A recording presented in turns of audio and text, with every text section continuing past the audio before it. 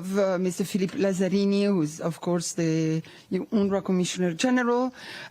He will give us some introductory remarks to update us on the situation in the OPT, and then we will take questions. Philippe, you have the floor.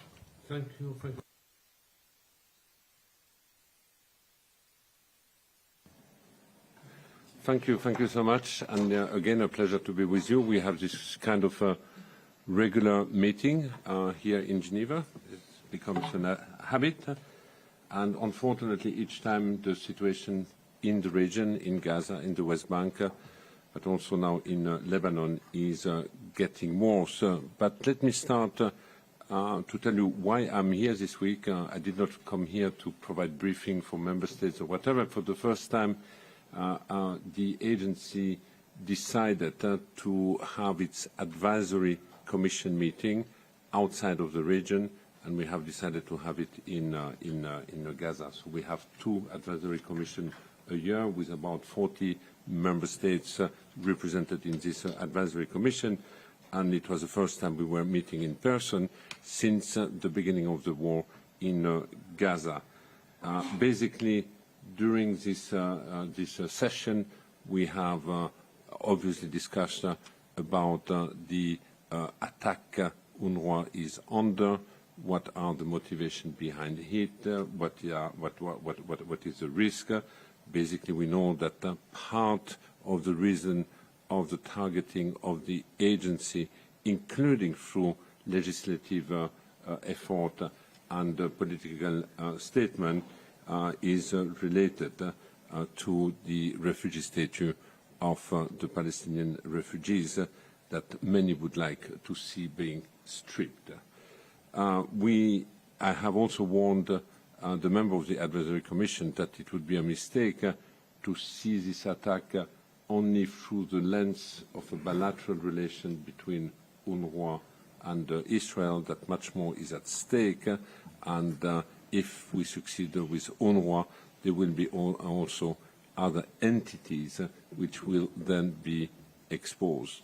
And the risk behind it is that we create a new standard for other complex emergencies in the future, and hence my call to the member of the Advisory Commission, but also to the member states in general, to strongly push back on this effort.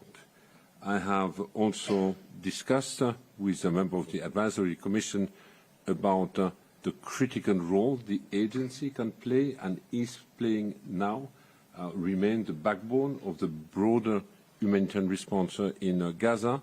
But I also do believe that the day we will start a transition, a day in between, the day leading to the day after, the agency will have absolutely critical contribution to do, especially when it comes to the resumption of education and primary health. And we had a full session dedicated to education to look at how this could be rolled out in Gaza.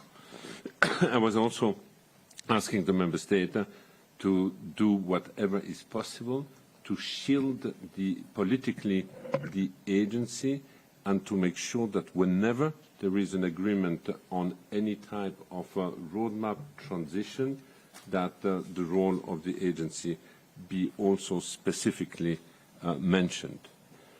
Now, when it comes to the field or the latest, I know that you have quite a lot of information today. You heard about the IPC, which was issued in Rome and which will be further discussed in New York at the noon briefing.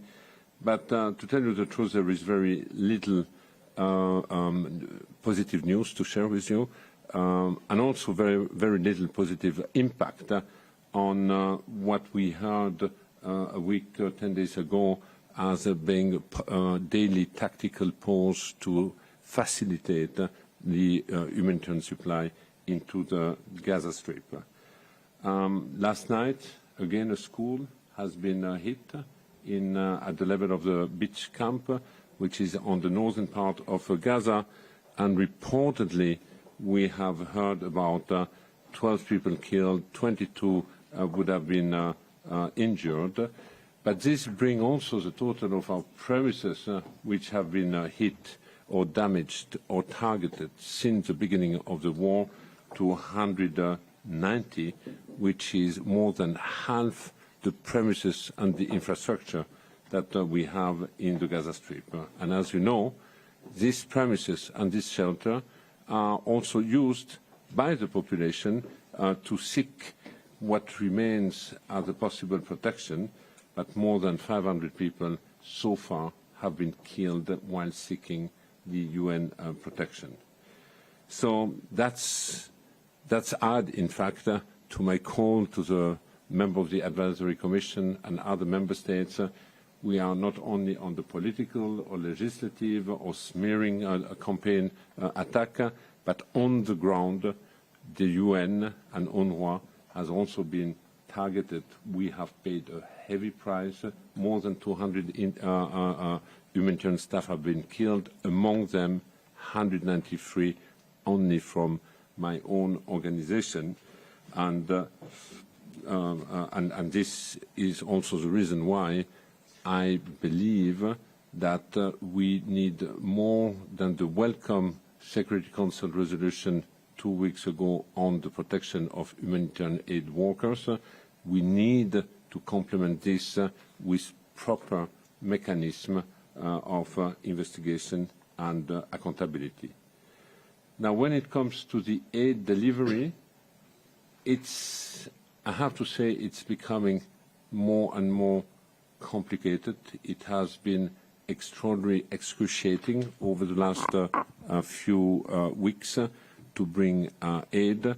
Far too many trucks have been looted, have not reached properly destination.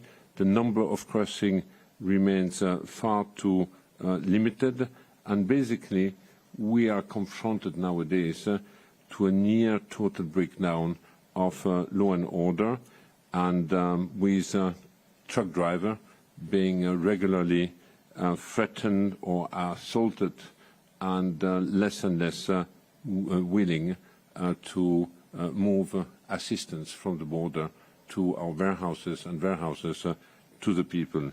In addition to that, you might have heard about the cigarette smuggling, which is the latest type of smuggling taking place in Gaza, where we have been reported that one cigarette costs between $20 and $30. So you multiply by the number of cigarettes in one pack, and then la cartouche, and that gives you, in fact, the value of this cigarette in Gaza. Yesterday, for example, just to tell you how precarious the situation is, even in terms of resources, we had only 30 liters of remaining gasoline, and all our armored vehicles in the Gaza Strip do function on gasoline. And basically, yesterday we were in a situation where our international staff was not able to move properly. I mean, needless to say that our call is always the same call and has been hammered and repeated so many times.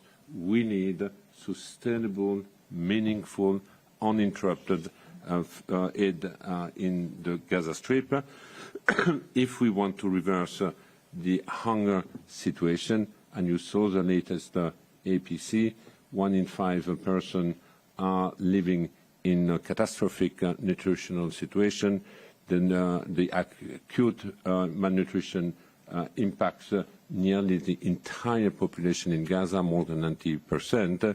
And between those being in emergency and catastrophic situation, and catastrophic means risk of famine is here at any time between now and September, we have in total more than 1 million people.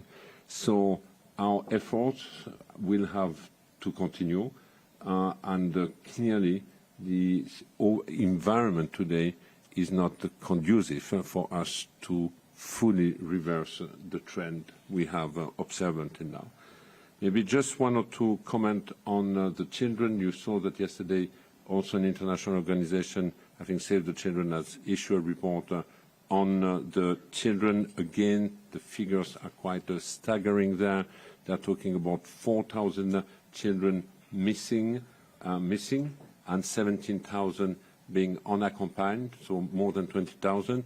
And you add this to the reported 14,000 children who have been killed since the beginning of the war, and you take also into consideration that basically we have every day 10 children who are losing one leg or two legs on average. This gives you an idea of the scope of the type of childhood a child can have in Gaza. Just to flag also, we talk a lot about Gaza. Of course, we are all very concerned about the situation also in the West Bank, where we keep saying that a kind of a silent war is taking place. If there wouldn't be Gaza today, the West Bank would hit the headline. More than 500 people have been killed since October 7. But what also striking when we go to the West Bank is the intensity of the operation taking place in the refugee camp or in the villages. 2 weeks ago, I visited one of them in Tulkarem, and sometimes it looks like a war zone because a security operation taking place end up most of the time now with the destruction of neighborhood, the destruction of public infrastructure, and so on. We talked also a lot today about, and I will stop here maybe after, about the funding situation of the agency. You know that before October 7, we were always talking, in fact, about the funding situation of the agency, the only agency functioning on a negative cash flow for more than 4 or 5 years. We have suffered by the absence of attention on the Palestinian-Israeli conflict over the last 10 years. Our resources have eroded, and we had more and more a mismatch between what we are expected to deliver, and we should never forget that UNRWA is unique because we are asked to provide government-like services, but we completely depend on voluntary contribution of the member states, and hence when the member states are not prioritizing this part of the world or are not prioritizing UNRWA, we start to suffer. We had to muddle through a lot. It had an impact on the quality of our services over the last 10 years. And then we had October 7. October 7 with extraordinary, staggering needs in the Gaza Strip, for which I have to say we had a good support, but after that we had January 26, the allegation with our 12 staff, a temporary pause by a number of countries, and you know the story. 2 months later, the Catherine Colonna report has been fully published. Since all the donors have come back, we have some new donors, we have the strong generosity from the public, but all this does not compensate the suspension of our main donor, the United States, and even if we would have the United States, we would definitely not be in a sustainable path when it comes to predictable funding for the agency. So it remains a struggle. It's still part of the identified existential threat of the agency, and a big chunk of the discussion we had with a member of the Advisory Commission was very much related to funding. So I think I will stop here, and thank you. We thank you, Philippe, for these introductory remarks. There are quite a few questions. Sorry, I've seen hands. Yeah, I'll give the floor in the order I've seen it, and I'll start with Radio France Internationale, Jérémy Lange. Bonjour, Monsieur Lazzarini. Je vais vous faire peut-être répéter un peu ce que vous avez dit et préciser sur les vols. Vous avez dit que il y en a beaucoup trop aujourd'hui de convois qui sont attaqués et qui avaient également une difficulté à trouver des chauffeurs désormais pour livrer l'aide parce qu'ils avaient peur de subir ces attaques. Je voudrais savoir si c'est quelque chose qui est là depuis le début, si c'est une tendance qui est nouvelle, qui est apparue ces dernières semaines. Enfin voilà, dans quelle mesure ça s'est aggravé peut-être ces attaques sur les convois d'aide humanitaire ou si c'est bien présent depuis le début. Et ce que vous avez dit sur les enfants, je n'avais pas ce chiffre-là. Est-ce que ça vient du rapport de Save the Children? Je ne sais pas. Vous avez bien dit qu'il y avait 10 enfants par jour qu'ils perdaient l'une ou l'autre de leurs jambes. Je voudrais juste vous préciser ça. Et là aussi, est-ce que c'est quelque chose qui est, on va dire, on fait une moyenne depuis le début du conflit, ou si c'est encore là aujourd'hui, on en a 10 par jour sur ces deux choses, les attaques et les enfants?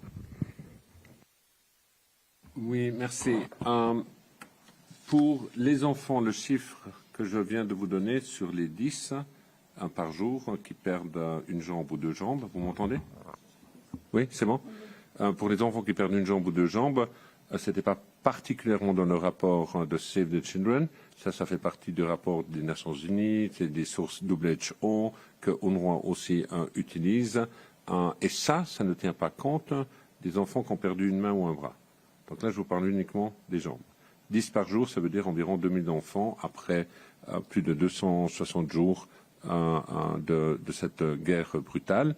Et en fait, mon point ici était de dire ô combien le prix était élevé pour un enfant d'être à Gaza et qu'au fond, Gaza n'est pas forcément une terre pour les enfants avec cette guerre. Pour ce qui est des pillages, en fait, ce qui est devenu pire qu'avant, c'est le collapse, l'écroulement. C'est l'écroulement en fait de l'ordre public, de l'ordre civil. Et effectivement, ça s'est aggravé avec certaines activités de contrebande.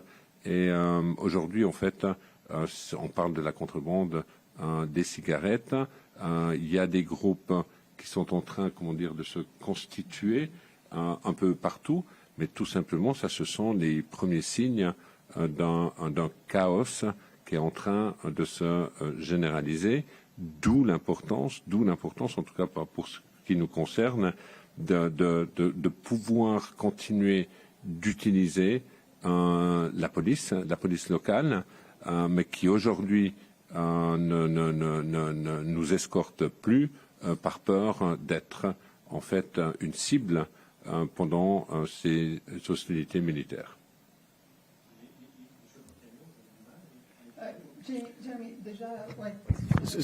Les chauffeurs. Alors, techniquement, il y a des chauffeurs qui refusent. Alors, ça se passe. C'est toujours une compagnie. Donc, on travaille avec des contracteurs. Et si effectivement les contracteurs voient que leur camion pourrait être à risque d'être saccagé ou brûlé et que les chauffeurs sont, tabassés, ils vont hésiter à remettre leur camion à disposition. Et effectivement, nous avons ce genre de problème. Laurent Sierro, de Swiss News Agency. Oui, merci pour la conférence de presse. Je vais poursuivre en français également, du coup.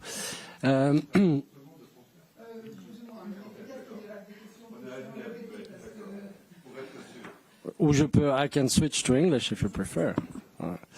Quand vous venez ici régulièrement, vous parlez de la crise de liquidité en termes absolus, mais vous donnez aussi souvent un horizon qui est très utile pour permettre de se rendre compte de l'ampleur de la situation. Et à l'heure actuelle, jusqu'à quand avez-vous des liquidités? La dernière fois que vous étiez venu,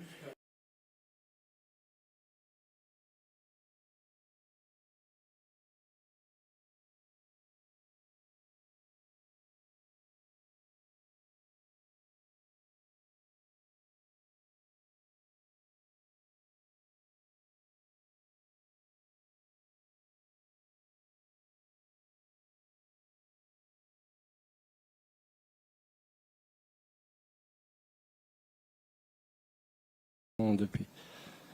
Écoutez, c'était une bonne décision. J'ai été soulagé que les deux chambres, la chambre haute, la chambre basse, aient validé la proposition du Conseil fédéral. À mon avis, c'est la bonne décision à prendre. Et cette première tranche de 10 millions est sur le point, j'ai entendu dire que c'était sur le point d'être transféré, ou peut-être que l'ordre a déjà été donné, mais je n'ai pas vérifié le compte en banque aujourd'hui. Merci beaucoup. Spanish News Agency, Antonio. Thank you. So you said that you have money until the month of August, but do you have absolute numbers on what is the funding gap? And also, in previous press conferences, you mentioned that 4 countries still were pausing its help to UNRWA. I think United States, Austria, Switzerland, United Kingdom. Some of them have already restarted the financing. Thank you. Regarding the funding gap, what I was sharing also today was the gap when it comes to our emergency appeal. We have, in fact, 2 emergency appeals in the region, in addition of the appeal related to our regular budget, program budget. Now, the program, when I was saying until end of August, I was referring to our regular budget, which is the backbone of the organization, which basically covers the 30,000 staff. We have cash until end of August, and basically we still have a shortfall of about $140 million to end the to bridge the end of the year.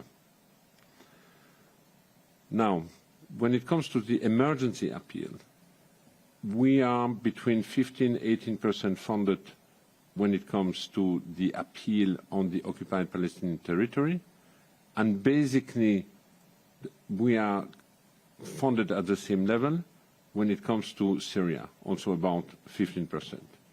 So these 2 appeals are significantly underfunded, which prevent us, for example, to do cash distribution or food distribution in Syria and Lebanon. And in Gaza, obviously, we had an appeal of $1.2 billion recently. We are at 15%. We are far from the needs we were expecting to cover. So this morning, again, an appeal to the member of the Advisory Commission to get mobilized. The next donor event will be in New York on July 12th, organized by the president of the GA, and we will, after that, have another donor event in New York in the margin of the high-level week. And this, for us, an important event, hoping that new contribution be also announced. Today, we are less funded proportionally on our program budget, the regular budget, than we were last year at the same time. Emma Farge, Reuters. Sorry, do you have a about the follow-up, Antonio? just because I asked also about the countries that are still pausing.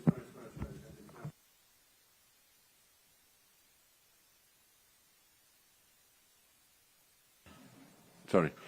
Last time we had 4 countries. Today it's down to 2 countries. I'm also happy to say that all the EU member states are back, in addition of the European Commission. So the 2 remaining, the United States, as we know, will not come before March 2025, and the second country, which has not yet taken a decision, but they are in election mode right now, are the UK. Okay, Emma Farge, Reuters. Hi, good afternoon. Thanks for the briefing. I'm wondering if you could say whether the cigarette smuggling is actually getting into your convoys. There were photos on the internet of smuggled cigarettes in UN convoys. I'm wondering if that's a problem for you. And are you concerned that some of the funding from the partners that still have a hold on UNRWA could permanently move to other UN agencies and actually undermine the future of the agency? And if so, what can you do, or what are you doing to stop that diversion of funding to other UN or other aid agencies? Thank you.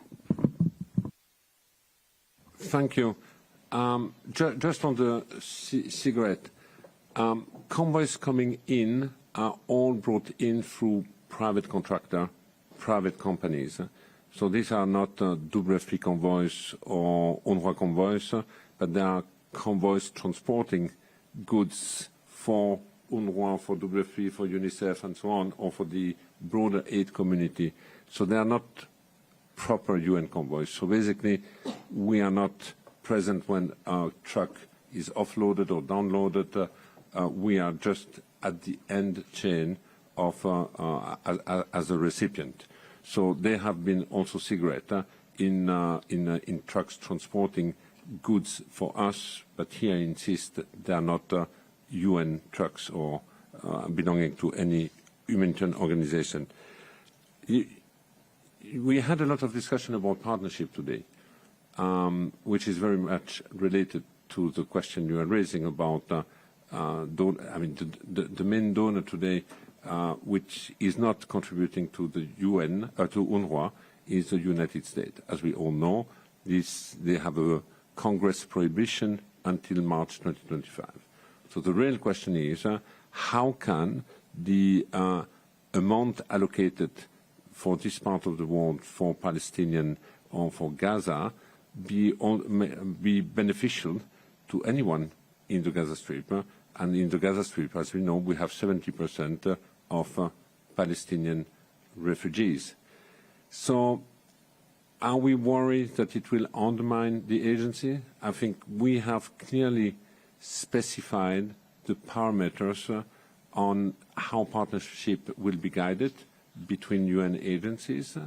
And basically, as long we talk about complementing the effort of UNRWA and supporting Palestinian refugees without, without taking over a set of activities, I do believe we are fine with this. The most important here is not to undermine the spirit of Resolution 302 and to make sure that through this we are not undermining the future right of the Palestinian refugees. So this has been a very sensitive debate. Even 2 years ago, you might recall, I brought it on the table. The first reaction of the communities was, no, we don't want this because it might undermine the future role of the agency and hence impact the future right of the Palestinian refugees. But this kind of feeling is especially strong when there is no political horizon or political future ahead of you, especially when people feel that nothing is remaining. So we have worked quite a lot and we have distributed this partnership concept now with our donors, and I think agencies are fully on board with this. Mohammed Aslan, Anadolu One, the Turkish news agency. Thank you so much for the brief, sir. As you know well, Israeli accusations against UNRWA continue since 7 October. Because of this, some countries can't their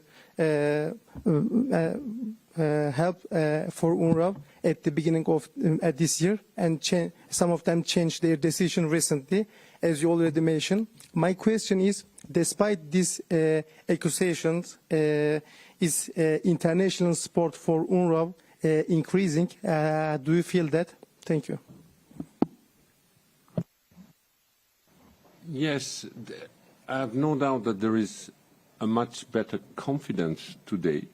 If I compare the situation between today and 3 months ago, on the 26th of January, within 48 hours, we had up to 16 countries which temporarily indicated that they need to pause, primarily because of domestic reason, public opinion perception, and it was a precautionary measure.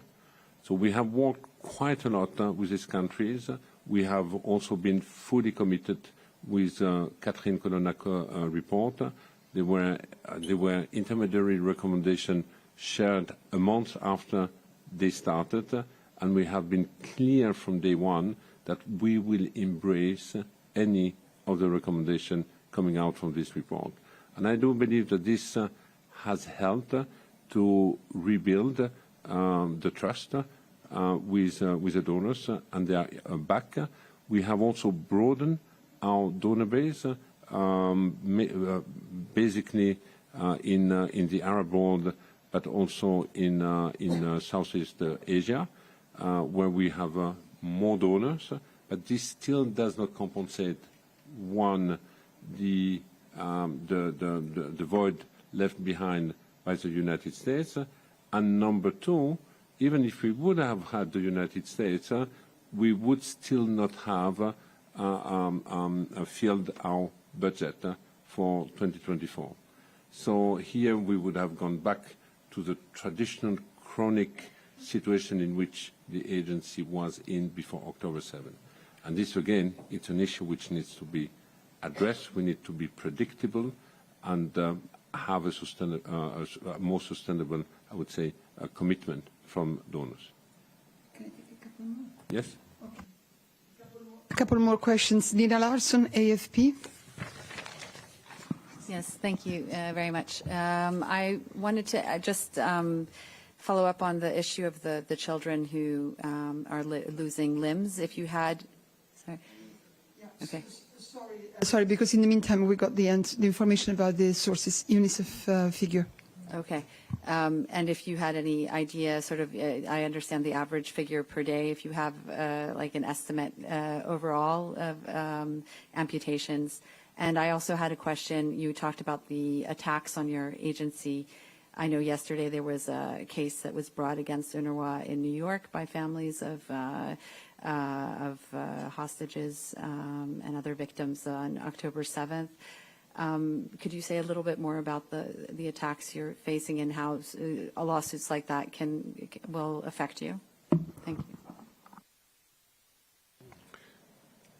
I think on the first question, Alessandra, you answered, no? Or I think no, can you the question on the children, just because Yes. we just Yeah, I understood the source. I was wondering if you had a better, sort of more of an idea of the overall toll on children when it comes to amputations. If you No, unfortunately not. Basically, the figures for the amputated children having lost a leg or two legs, and we also know most of the time how the amputation has taken place in quite horrible condition and sometimes without any type of anesthesia. And this was also applied to the children. But we don't have a total overview because UNICEF and WHO have been cautious enough to say that this does not even include the arms and the hand, and we have many more about this. So we don't have the total figures on this one, basically. Listen, on the attack, I had the occasion to express myself more than once. Basically, we have all type of attack. It starts with social media smearing. When I travel to Europe or to parliaments, you have detractors sending letter to all the lawmakers about UNRWA. Most of the time when we have an event, now it's the advisory commission or a donor event, there is always something coming out. The lawsuit came out yesterday, I believe. We have been also, as you know, politically announced as an objective. The agency needs to be dismantled in UNRWA. We have legislative effort in Tel Aviv at the Knesset with some lawmakers trying to label the organization as a terrorist organization or to get rid of the organization on any territory under control of Israel. We have also a lot of intimidation going on with regular demonstration in Jerusalem, which have turned also